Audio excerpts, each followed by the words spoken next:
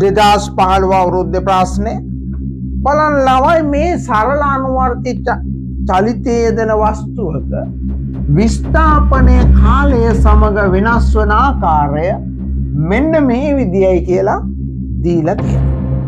ඉතින් මේකෙන් තීරුම් ගන්න ළමයි කාලය බිඳුවේදී විස්ථාපනයේ බිඳුව ඒ කියන්නේ මේ මැද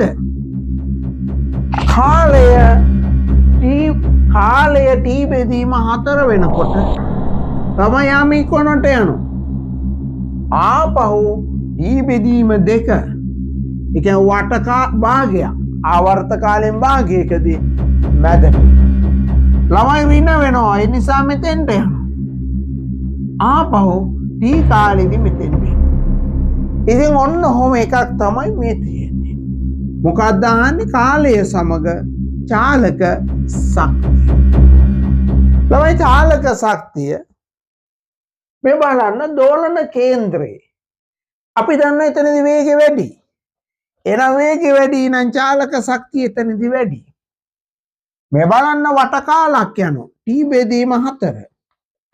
T බෙදීම 4 කියන්නේ මෙතන. එතනදී ආගේ වේගය බිඳුවයි. එහෙමනම් චාලක ශක්තිය බිඳුවයි. එහෙමනම් එතනදී මෙහෙම බිඳුව වෙන්න ඕන. මේ බලන්න මෙතනදී ආපහු මෙතෙන්ට එනවා අධික වේගය.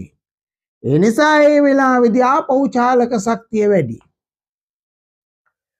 ඊට පස්සේ ආපහු මෙතනදී මෙන්න මෙතනදී ඒ කියන්නේ මේ කෙලවරේ චාලක ශක්තිය නැවතත් බිඳුවයි. ඒ වේගෙ බිඳුවයි. ඊට පස්සේ ආයේ මෙතන දෝලන කේන්ද්‍රයේදී එතනදී තමයි වේගෙම යන්නේ. ළමයි මේකට උන්චිල්ලාවක් හිතන්න හරිම ලේසි. එතකොට එතනදී චාලක ශක්තිය ආයෙත් වැඩි. ළමයි චාලක ශක්තිය ඍණ වෙන්නේ නැහැ. මොකද ප්‍රවේගය ඍණ වුණා. ඍණ වේග වර්ගය ඒක ධන v වර්ගය.